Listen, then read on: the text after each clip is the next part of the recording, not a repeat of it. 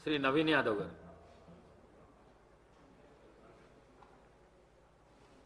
Speaker గారికి, deputy speaker గారికి, గౌరవ ముఖ్యమంత్రి గారికి, మంత్రులకు, గౌరవ మంత్రులకు, సభ్యులకు, అధికారులందరూ కూడా నమస్కారం.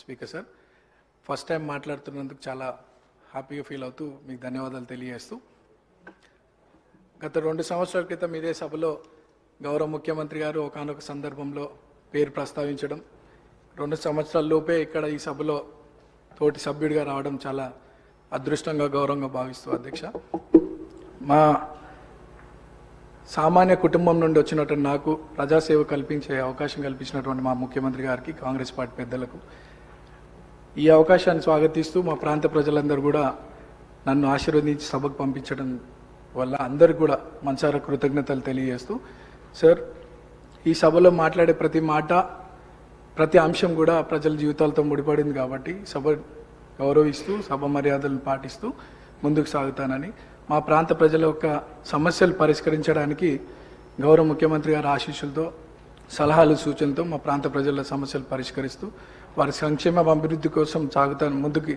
అదే నా లక్ష్యంగా పెట్టుకొని ముందుకు సాగుతానని. అట్లానే మా ప్రాంతంలో కృష్ణానగర్ అనే ఒక ఏరియా ఉంది సార్, దాదాపు 30-40 సంవత్సరాల నుండి అక్కడ వర్షాకాలంలో చాలా వర్షం వల్ల చాలా ఇబ్బందులకు గురవుతున్నారు ప్రజలు. మా మంత్రులు అధికారుల దృష్టికి తీసుకెళ్ళినారు, అది పని కొద్దిగా ఆలస్యం అవుతుంది, తొందరగా పూర్తి చేయాలని ఒకటి సభ ద్వారా కోరుకుంటున్నాను. అట్లానే హై టెన్షన్ లైన్స్ మా ప్రాంతంలో ఉండడం వల్ల 10ల సంఖ్యలో ప్రజలు చనిపోయినటువంటి విషయం పూర్వంలో, అది కూడా అధికారుల దృష్టికి తీసుకెళ్ళినారు. అది కూడా అండర్ గ్రౌండ్ కేబులింగ్ ఫాస్ట్గా చేస్తే ఆ ప్రాంత ప్రజలు సురక్షితంగా ఉంటారనేది ఒక సందేశం మీ ద్వారా అందిస్తున్నాం అధ్యక్ష. అండ్ చాలామంది పిల్లలు కూడా అక్కడ చదువుకొని 10th తర్వాత ఫైనాన్షియల్ ప్రాబ్లం వల్ల చదువుకోలేని పరిస్థితి. సో అక్కడ ఒక ఇంటర్మీడియట్ అండ్ డిగ్రీ కాలేజ్ కూడా వస్తే బాగుంటుందని ఒక అభిప్రాయం తెలియజేస్తూ, నాకు ఈ అవకాశం ఇచ్చినటువంటి మీకు థ్యాంక్స్. సభ్యులు చెప్పిన అంశాలని నోట్ చేసుకోవడం జరిగింది అధ్యక్ష. శ్రీ కేఆర్ నాగరాజు గారు. ధన్యవాదాలు అధ్యక్ష. గత నెల జరిగిన మోంతా తుఫాన్ వల్ల అధ్యక్ష, మనందరికీ తెలుసు, కాకతీయుల కట్టిన మహానగరంలో, ఆ నగరంలో కట్టిన గొలుసు చెరువుల ద్వారా వచ్చిన ఆ యొక్క వాటర్ వల్ల చాలా కాలనీలన్నీ కూడా జలమయమైన అధ్యక్ష. గౌరవ ముఖ్యమంత్రి గారు తక్షణమే వరంగల్ నగరాన్ని విజిట్ చేసి తగిన సూచనలు ఇచ్చే అధికారులకు, అలాగే ఎవరైతే బాధితులు ఉన్నారో వాళ్ళందరికీ కూడా 1 నెల రేషన్, అలాగే హౌస్ హోల్డ్స్ అందరికి కూడా 15,000 చొప్పున ఇవ్వడం జరిగింది అధ్యక్ష. అలాగే మరణించిన వారికి కూడా 5 లక్షలు ఇవ్వడం మేము మా తరఫున, మరి వర్ధనపేట నియోజక తరఫు నుండి కూడా ధన్యవాదాలు తెలుపుతున్నాం అధ్యక్ష. ముఖ్యంగా అక్కడ గోపాల్పూర్ చెరువు అని ఉంటుంది అధ్యక్ష, అది దానివల్ల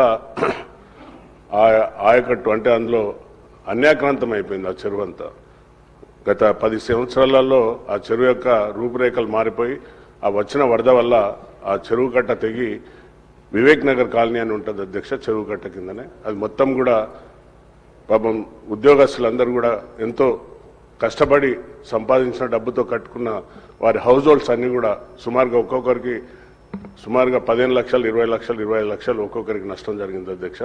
కాబట్టి దయచేసి మీ ద్వారా ఇరిగేషన్ మినిస్టర్ గారికి, అలాగే మా యొక్క ముఖ్యమంత్రి గారికి తక్షణమే ఆ గోపాల్పూర్ చెరువును రిట్మెంట్ చేసి శాశ్వత పరిష్కారం చేయాలని కోరుకుంటున్నా అధ్యక్ష. రెండో విషయం, సభ్యుడు మాట్లాడుతూ బాంబులతో పేల్చేస్తున్నారని అసత్య ప్రచారాలు ఇక్కడ కూడా మాట్లాడడం సిగ్గుచేట అధ్యక్ష.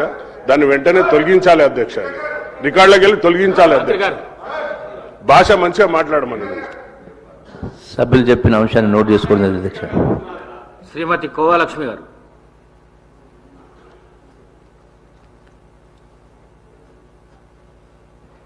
అధ్యక్ష నమస్కారం. మీకు ఈరోజు ఏదైతే మన అసెంబ్లీ ఈరోజు మరి మాట్లాడడానికి అవకాశం ఇచ్చినందుకు మీకు ప్రత్యేక ధన్యవాదాలు అధ్యక్ష. మరి